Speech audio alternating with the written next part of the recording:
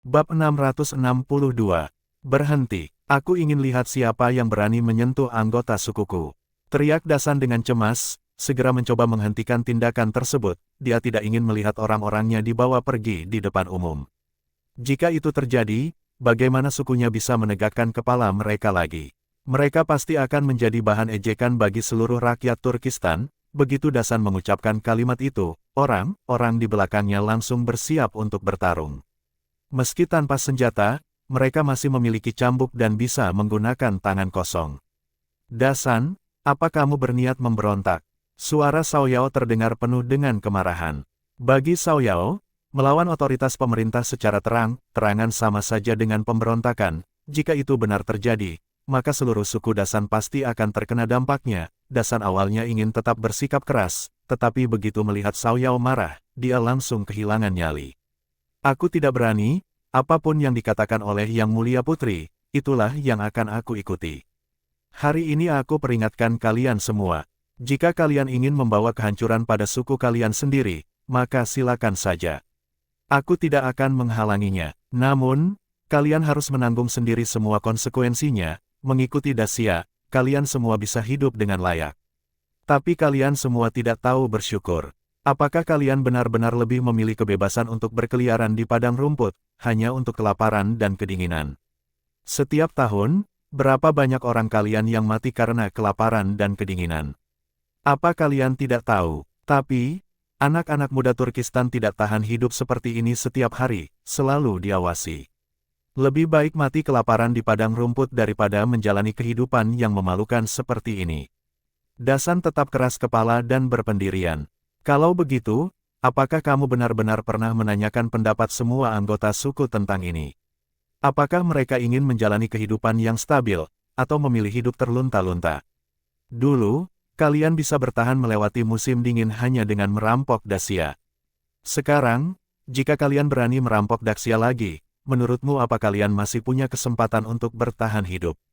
Tanya Lin Hai dengan nada dingin. Dasan memalingkan kepala, tidak menjawab, tetapi sikapnya menunjukkan bahwa dia masih sangat tidak puas. Baiklah, aku beri kamu dua pilihan.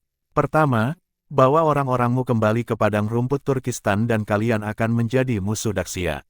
Setelah itu, semuanya terserah kemampuan kalian. Jika kalian berhasil menghindari prajurit Dacia, mungkin kalian bisa bertahan hidup. Tapi selama kalian ditemukan di wilayah Dacia, maka tidak ada pilihan lain selain mati. Tidak akan ada kesempatan untuk menyerah. Pilihan kedua, kalian harus menerima hukuman atas perbuatan kalian sebelumnya. Setelah itu, bergabunglah dengan prajurit Dacia. Kalian akan dikirim kembali ke padang rumput Turkistan sebagai prajurit. Gaji prajurit kalian akan setara dengan prajurit Dacia lainnya, dan kalian bisa mencapai prestasi besar, kata Lin Hai. Mendengar hal ini, Dasan menatap Lin Hai dengan ekspresi tak percaya.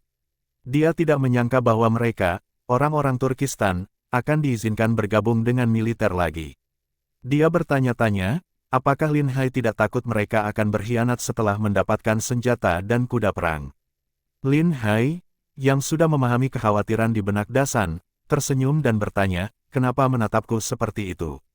Diberi kesempatan untuk bergabung dengan militer, apakah kalian takut melakukannya? Apakah yang kamu katakan benar? Tidak akan ada penyesalan. Tanya Dasan penuh keraguan. Tentu saja, apa yang kukatakan pasti berlaku. Tapi ada satu syarat, bergabunglah secara sukarela. Jangan memaksa orang lain untuk ikut denganmu, jawab Lin Hai dengan tegas.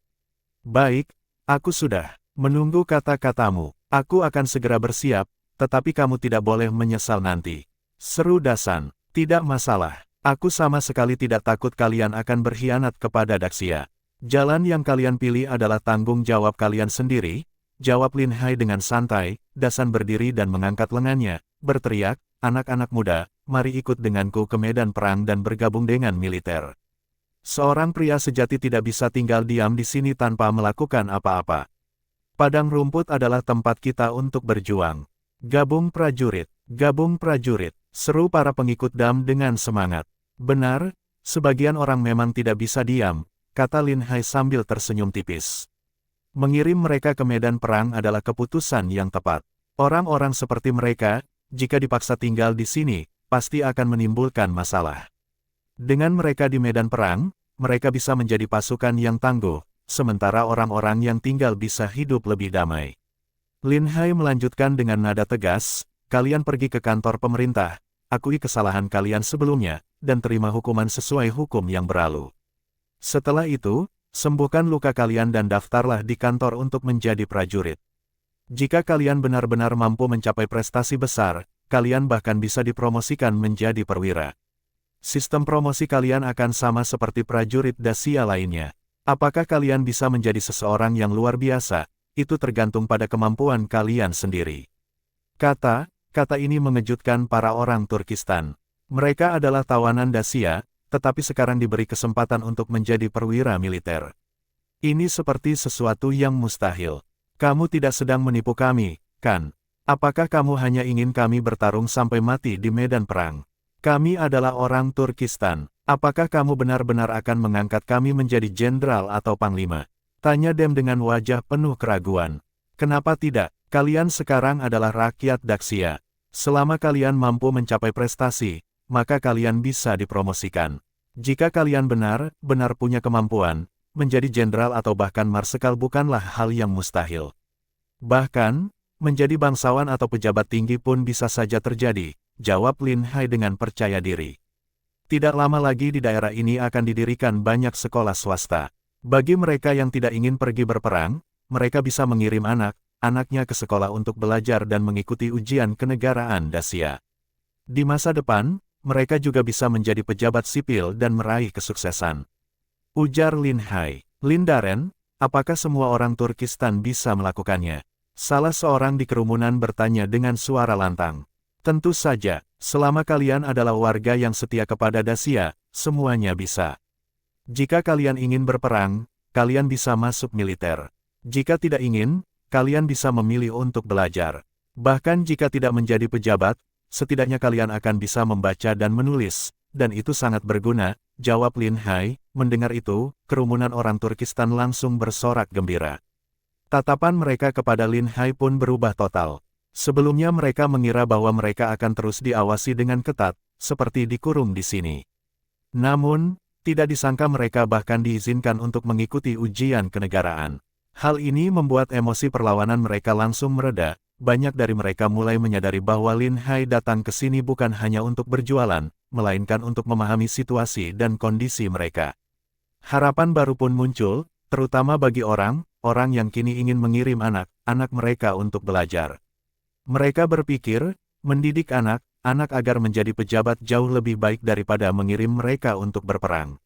Baiklah, dengan perkataanmu ini, aku, Dasan, benar-benar kagum padamu. Selama semua yang kamu katakan itu bisa diwujudkan, maka nyawaku sepenuhnya akan menjadi milik dinasti Dacia, ujar Dasan dengan nada tegas. Setelah itu, Dasan berbalik dan berteriak kepada orang-orangnya, semua ikut aku ke kantor pemerintahan. Setelah menerima hukuman, kita akan pergi mendaftar untuk menjadi prajurit. Setelah mengungkapkan identitasnya, Lin Hai tidak lagi merasa perlu untuk tetap berjualan, lalu memerintahkan anak buahnya untuk merapikan barang-barang dan kembali ke kantor pemerintahan. Pengalaman kali ini membuat Lin Hai menyadari banyak hal. Ia menyadari bahwa para pejabat pemerintahan harus bertindak adil dan berdasarkan hukum. Mereka tidak boleh membiarkan para Turkistan berbuat semaunya hanya karena sulit diatur. Mempertahankan ketertiban yang hanya terlihat baik di permukaan tidak akan menyelesaikan masalah. Setiap kali ada hak-hak seseorang yang dilanggar, maka pemerintah harus berdiri untuk memperjuangkan keadilan bagi mereka. Tidak peduli siapa pihak yang melanggar, semuanya harus dihukum sesuai dengan hukum dinasti Dacia. Dengan cara ini, mereka tidak hanya bisa mendapatkan kepercayaan rakyat tetapi juga mengelola orang Turkistan dengan lebih baik di masa depan. Bab 663. Teguran. Banyak pedagang yang melihat peluang bisnis segera membeli beberapa barang pajangan, lalu menyuruh orang untuk membuat lingkaran dari bambu atau rotan. Pada sore harinya, beberapa dari mereka sudah mulai membuka tapak dan menjalankan bisnis lempar lingkaran. Bisnis ini ternyata sangat laris. Keesokan harinya, semakin banyak orang yang meniru ide bisnis ini. Dengan hanya membutuhkan lapak kecil, keuntungan sudah cukup untuk menutupi biaya sewa lapak. Modal kecil, hasil cepat. Tidak hanya di tempat tersebut, tetapi bisnis ini juga mulai menyebar ke tempat lain. Di pasar atau tempat keramaian di kota, bisnis ini dengan mudah menarik perhatian pelanggan. Bisnis lempar lingkaran dengan cepat menyebar ke seluruh wilayah Daxia. Ketika kembali ke kantor pemerintahan, Lin Hai langsung memanggil Xiang Tianxing. Xiang Tianxing saat itu sedang sibuk mempersiapkan acara kompetisi adu kambing. Mendengar panggilan tersebut, ia segera datang ke kantor pemerintahan. Begitu bertemu Lin Hai dan Yu Huaxi, ia segera memberi salam hormat. "Dua tuan besar, apa ada yang ingin tuan besar perintahkan?" tanya Xiang Tianxing. "Xiang Daren, awalnya aku pikir aku tidak salah menaruh kepercayaan padamu, menyerahkan tempat ini agar bisa kamu kelola dengan baik. Tapi ternyata aku salah besar. Aku sangat kecewa padamu," kata Lin Hai sambil menghela napas panjang. Xiang Tianxing langsung terkejut. Lin Hai adalah pendukung utamanya, jika Lin Hai saja sudah tidak percaya padanya lagi, maka karirnya sebagai pejabat pasti sudah berakhir. "Tuan, apa maksud tuan? Jika ada kesalahan yang aku lakukan, mohon hukum aku dengan tegas." "Aku akan berusaha memperbaikinya," jawab Xiang Tianxing dengan gugup. "Hari ini aku dan Tuan Yu keluar untuk membuka tapak, tetapi kami malah bertemu dengan sekelompok orang Turkistan yang memungut biaya perlindungan. Dan ternyata, hal ini dibiarkan begitu saja oleh para aparat. Apa yang bisa kamu jelaskan tentang ini? Bahkan jika kamu tidak tahu, ini tetap akan menjadi kesalahanmu karena tidak melakukan pengawasan dengan baik. Jika hal ini terus dibiarkan, bukankah ini akan membuat para preman semakin menjadi?" Lin Hai berkata dengan nada dingin. Xiang Tianxing langsung berkeringat dingin. Sebenarnya, ia pernah mendengar tentang hal semacam ini. Namun, demi menjaga ketenangan di permukaan, ia memang membiarkannya terjadi. Sifat orang Turkistan sangat temperamental, mudah marah dan sulit diatur. Ketika mereka pertama kali dipindahkan, masalah kecil saja sering kali berubah menjadi sebuah perkelahian besar. Hal ini membuat Xiang Tianxing merasa sangat pusing. Akhirnya, ia memanggil para kepala suku dari berbagai kelompok untuk membantu mengatur orang-orang Turkistan.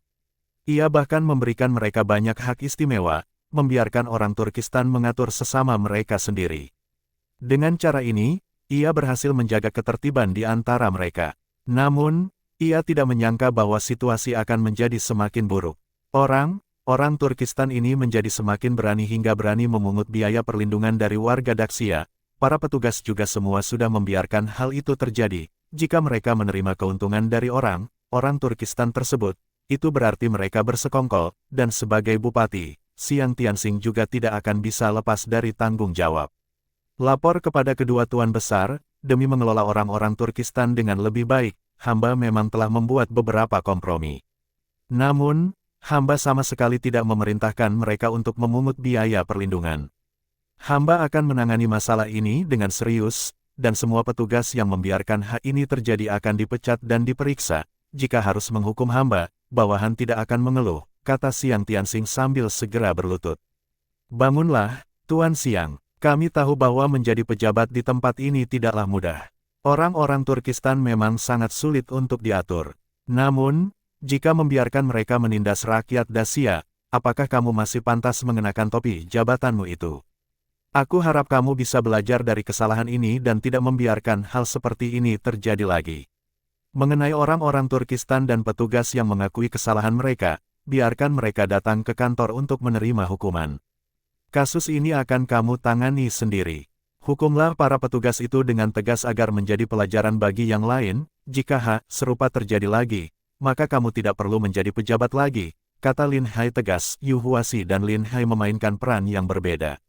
Yu Huaxi memerankan wajah hitam yang lebih keras, sementara Lin Hai memerankan wajah merah yang lebih lembut untuk menegur Xiang Tianxing. Mereka tidak akan membiarkan orang-orang Turkistan yang telah kalah dalam perang menindas rakyat Daxia. Namun, mereka juga tidak akan membiarkan orang Daxia melakukan balas dendam terhadap orang Turkistan. Semua warga Daxia, termasuk orang Turkistan, harus diperlakukan sama di bawah hukum. Siapapun yang melanggar hukum akan dihukum dengan adil. "Terima kasih, Tuan. Aku berjanji tidak akan melakukan kesalahan seperti ini lagi." Xiang Tianxing berdiri sambil menghapus keringat di dahinya. Ia baru menyadari bahwa kesalahannya sangat serius. Lin Hai dan Yu Huaxi adalah orang-orang yang tidak akan mentolerir ketidakadilan terhadap rakyat. Di sini telah ditempatkan pasukan untuk mencegah pemberontakan dari orang Turkistan. Jika ada pelanggaran hukum, tidak peduli siapapun mereka, harus dihukum dengan tegas. Jika orang-orang Turkistan berani memberontak karena hal ini, segera laporkan ke pasukan militer untuk memberantas mereka. Di tanah yang telah kita menangkan ini, tidak boleh ada siapapun yang melawan hukum negara, apalagi menindas rakyat. Segera urus mereka yang sudah datang untuk menerima hukuman, kata Lin Hai. Baik, Haiba akan segera menanganinya, kata Xiang Tianxing. Setelah Xiang Tianxing pergi, Lin Hai berkata kepada semua orang, hari ini kita sudah sibuk seharian, kalian pasti lelah. Lebih baik kita beristirahat dengan baik. Malam ini kita makan di rumah saja, tidak perlu keluar lagi. Putri Chenxi, yang baru pertama kali mencoba hal menarik seperti ini, dengan wajah penuh semangat berkata, aku sama sekali tidak lelah. Rasanya berbisnis itu sangat menyenangkan. Aku tidak menyangka bisa menghasilkan uang sebanyak itu. Awalnya memang terasa menyenangkan karena ini adalah hal yang baru. Namun, tidak lama lagi akan ada banyak orang yang membuka usaha serupa, jadi, untuk mendapatkan uang sebanyak itu tidak akan semudah itu lagi, jawab Lin Hai. Selain itu, hari ini kita sudah banyak bekerja. Awalnya memang tidak terasa, tapi besok mungkin akan terasa pegal di punggung dan pinggang, jadi lebih baik kita beristirahat dengan baik, kata Lin Hai dengan memahami situasi ini. Bagi mereka yang jarang bekerja keras, efeknya biasa baru terasa keesokan harinya. Benar sekali, sambung Qiaoer, jika kalian, Ruo Sui dan Putri Chenxi, jarang beraktivitas, sebaiknya cepat beristirahat. Benarkah? Tidak seburuk itu, kan? Ruo Sui masih ragu dengan peringatan tersebut. Apakah kalian tidak khawatir dengan rasa pegal di pinggang dan punggung kalian? Lin Hai bertanya retoris. Xiao Yao memang pandai bela diri, jadi kesibukan hari ini tidak terlalu berarti baginya. Qiaoer juga sering bergerak, seperti merapikan rumah. Jadi bagi orang yang lebih aktif, ini tidak akan terlalu memengaruhi mereka, Lin Hai menjelaskan dengan sabar. Aku mengerti sedikit tentang pijat dari bela diri yang kupelajari. Aku bisa membantu memijat kalian agar tidak merasa terlalu pegal besok, tawar Xiao Yao. Baiklah, jawab Putri Chenxi dan Ruo Sui setelah mendengar saran itu. Mereka tidak punya alasan untuk meragukan Lin Hai. Sementara itu, di kantor pemerintahan, Xiang Tianxing sudah mendapati beberapa petugas dan orang-orang Turkistan di depan pintu kantor, berbicara ribut dengan lantang, mengaku hendak menyerahkan diri. Melihat Xiang Tianxing duduk di aula besar mengenakan pakaian resminya, mereka langsung terdiam. Wajah Xiang Tianxing tampak serius, dan dia mengangkat palu kayu di meja dengan keras, lalu berkata, siapa yang bikin ribut di luar sana? Semua maju ke depan. Para petugas langsung maju dan berlutut di depan. Sementara itu, Dasam meskipun sedikit enggan, akhirnya melangkah maju dengan ekspresi canggung. Ia memberi hormat dengan tangan menggenggam di depan dada. Aku adalah Dasari, kepala suku Satuo. Hari ini aku datang untuk menyerahkan diri. Meskipun marah, Xiang Tianxing sadar pentingnya status kepala suku Turkistan ini. Ia berkata, sebagai kepala suku, hari ini aku memaafkanmu dari keharusan berlutut. Tapi yang lainnya, segera berlutut. Bab 664. Bergabunglah. Orang-orang Turkistan itu tetap saja keras kepala dan enggan untuk berlutut. Melihat Xiang Tianxing memberikan wajah kepadanya, Dasari tahu dia tidak bisa bertindak terlalu jauh. Dia langsung berteriak kepada bawahannya, kenapa kalian masih berdiri di sana? Tuan memerintahkan kalian untuk berlutut. Apa kalian ingin memberontak? Mendengar itu, orang-orang Turkistan segera berlutut di tanah. Xiang Tianxing mengangguk pelan, ekspresinya menjadi sedikit lebih lembut. Tuan mendengar kalian menindas rakyat, memaksa mereka membayar uang perlindungan. Dan kalian para pejabat pemerintahan ini, menerima gaji dari pemerintah tetapi tidak membela rakyat. Apakah kalian sadar akan kesalahan kalian? Kami sadar akan kesalahan kami, Tuan. Kami bertemu dengan Tuan Lin dan Tuan Yu, mereka memerintahkan kami untuk menghadap Anda dan mengakui kesalahan kami. Mereka mengatakan kami harus dihukum dengan 10 cambukan masing-masing, kemudian diserahkan kepada Anda untuk diputuskan lebih lanjut. Kami mohon, Tuan, berikan kami hukuman, jawab kepala petugas dengan tergesa-gesa. Dia cepat mengakui kesalahan dan membawa nama Lin Hai agar Xiang Tianxing tidak marah besar dan memecat mereka semua. Jika hal itu terjadi, nasib mereka akan sangat buruk. Dasari juga angkat bicara, kami datang menyerahkan diri karena alasan yang sama. Orang-orang ini adalah anggota sukuku. Mereka memaksa rakyat membayar uang perlindungan. Aku telah memerintahkan untuk mengembalikan uang yang dipungut itu. Dan uangnya akan diserahkan kepada pemerintah. Bagaimanapun hukuman yang diberikan, kami tidak akan keberatan. Pada awalnya, Xiang Tianxing merasa sangat bingung tentang bagaimana cara memutuskan kasus ini. Jika hukuman yang dia jatuhkan terlalu ringan, maka Lin Hai pasti tidak akan senang. Namun, jika terlalu berat, dia bisa membuat orang-orang Turkistan semakin membenci pemerintah, dan hal ini akan membuat pekerjaannya sebagai PC jabat di wilayah itu semakin sulit. Jika terlalu banyak masalah yang muncul, bukannya mendapatkan prestasi, dia malah bisa dijatuhi hukuman. Setelah mendengar apa yang dikatakan oleh Dasari dan yang lainnya, Xiang Tianxing akhirnya menyadari bahwa Lin Hai sebenarnya telah menetapkan keputusan untuk kasus ini sebelumnya. Cukup dengan memberikan hukuman cambuk dan sedikit denda, maka masalah ini akan selesai. Keputusan seperti itu tidak hanya memberikan keadilan kepada rakyat biasa, tetapi juga memberikan efek jera kepada orang-orang Turkistan lainnya. Bahkan kepala suku Turkistan pun tunduk pada hukum, sehingga di masa depan, jika terjadi hal serupa, maka kasusnya bisa diselesaikan dengan cara yang sama tanpa ada celah untuk diperdebatkan. Saat ini, Xiang Tianxing merasa sangat berterima kasih kepada Lin Hai yang telah memikirkan semuanya dengan sangat matang. Semua sudah diatur dengan baik. Dengan penuh keyakinan, Xiang Tianxing memukul meja dengan palu kayu dan berkata, "Kalian para pejabat yang menerima gaji dari pemerintah tetapi tidak membela rakyat akan dihukum masing-masing 20 cambukan. Sedangkan kalian yang menindas rakyat dan memungut uang perlindungan, akan dihukum masing-masing 30 cambukan. Bagi yang membantu kejahatan ini, masing-masing dihukum 20 cambukan." Sebagai kepala suku, Dasari dinilai lalai dalam mengelola anak buahnya dan dijatuhi hukuman 10 cambukan. Semua uang yang diperoleh dari memeras rakyat harus diserahkan kepada pemerintah, yang kemudian akan dikembalikan kepada para korban. Jika hal serupa berani terjadi lagi di masa depan, hukumannya akan dilipat gandakan tanpa ampun. Semua pihak merasa sangat puas dengan keputusan ini. Meski harus menerima beberapa cambukan tambahan, namun paling tidak mereka tetap bisa mempertahankan posisi mereka. Dasan pun diberi cukup muka dengan hanya dijatuhi 10 cambukan. Setelah keputusan diumumkan, para pejabat pemerintah langsung membawa mereka keluar untuk menjalani hukuman cambuk. Xiang Tianxing bahkan diam-diam memberikan instruksi kepada sekretarisnya untuk berhati-hati dalam menghukum Dasari, memastikan dia tidak terluka parah. Kerumunan yang menyaksikan sangat ramai. Mereka terkejut sekaligus senang mendengar keputusan tersebut. Tidak ada yang menyangka bahwa pejabat ini, Tuan Bupati, begitu tegas hingga berani menghukum cambuk kepala suku Turkistan.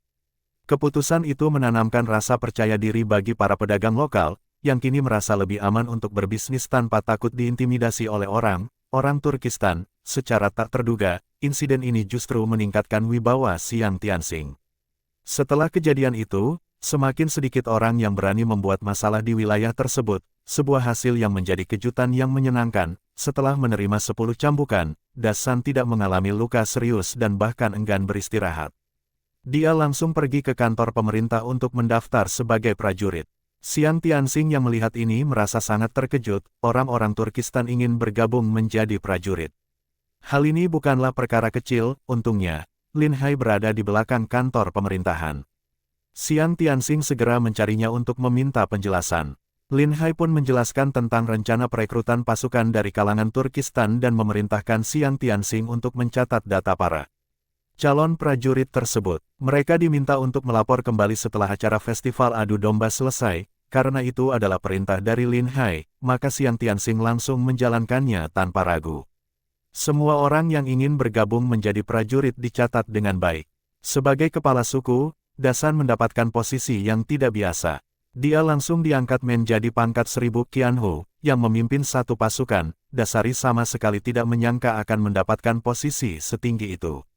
Ini membuatnya sangat terkejut. Tindakan ini menunjukkan bahwa dinasti Dacia menggunakan kebijakan persuasif terhadap orang Turkistan. Selain itu, ini juga membuktikan bahwa dinasti Dacia tidak melakukan tindakan diskriminasi terhadap mereka. Hal ini membuat Dasan benar-benar tenang dan mempercayai kebijakan dinasti Dacia. Di dalam hatinya, dia pun bersumpah untuk bertempur dengan baik, memanfaatkan kesempatan ini untuk membalas dendam dan menghancurkan pasukan pemberontak sepenuhnya. Perlu diketahui bahwa sebelum ini, suku yang mengikuti Han Turkistan telah menjadi korban serangan pasukan pemberontak. Mereka kehilangan semua persediaan makanan dan bahkan banyak nyawa yang melayang. Dendam ini sudah lama menjadi permusuhan yang tak terampuni. Jika saja tidak ada pasukan pemberontak, Turkistan mungkin tidak akan kalah begitu cepat dari dinasti Daxia. Masih ada peluang untuk berdamai dan melindungi Turkistan. Namun, itu semua adalah masa lalu, dan penyesalan sekarang tidak ada gunanya. Saat ini, satu-satunya keinginan Dasan adalah menghancurkan pasukan pemberontak dan menangkap Mohan hidup-hidup. Dia ingin membalas dendam atas kematian para anggota sukunya yang terbunuh. Kabar bahwa orang Turkistan diperbolehkan menjadi prajurit menyebar dengan cepat, mengejutkan banyak pihak. Semua kuda perang dan senjata mereka telah diambil oleh pemerintah. Awalnya, mereka mengira harus menjalani kehidupan yang terikat dan penuh pengekangan hingga akhir hayat. Bagi sebagian orang yang tidak pernah puas dengan kehidupan yang stabil dan menganggapnya membosankan, kesempatan untuk menjadi prajurit dan berperang ini menjadi sebuah harapan baru. Meskipun mereka harus berperang untuk dinasti Dacia, namun ada janji yang jelas bahwa siapapun yang berjasa di medan perang akan mendapatkan kenaikan pangkat. Dasan sendiri langsung menjadi Qianhu Komandan 1000, yang memungkinkan dia memimpin hingga 2000 prajurit. Jika dia berhasil mencetak prestasi di medan perang, maka pangkatnya akan naik menjadi jenderal, yang dapat memimpin lebih dari 10.000 pasukan. Bagi banyak orang Turkistan, ini adalah sebuah peluang besar, terutama bagi para kepala suku. Dengan bergabung menjadi prajurit, mereka langsung memulai dengan posisi Qianhu, sebuah posisi yang cukup terhormat. Bahkan di masa lalu, hanya kepala suku besar yang memiliki kedudukan setinggi itu di Turkistan, mendampingi Han Turkistan dalam memberikan saran dan strategi. Selain itu, banyak orang Turkistan yang memiliki dendam mendalam terhadap pasukan pemberontak karena penindasan yang mereka alami.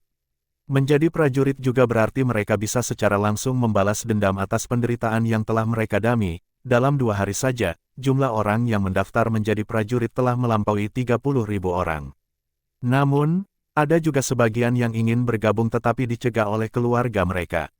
Mereka merasa lebih baik menjalani kehidupan damai dengan beternak daripada mengambil risiko menjadi prajurit. Dalam rencana Lin Hai, setiap unit prajurit Turkistan akan dibatasi dengan jumlah maksimal 2.000 orang. Mereka akan ditugaskan di area tertentu, dan jika menghadapi musuh yang terlalu kuat, mereka harus melapor ke pemerintah pusat untuk mendapatkan izin sebelum menggabungkan pasukan. Jika ada yang berani menyatukan pasukan tanpa izin, maka akan dianggap sebagai tindakan pemberontakan dan dihukum berat.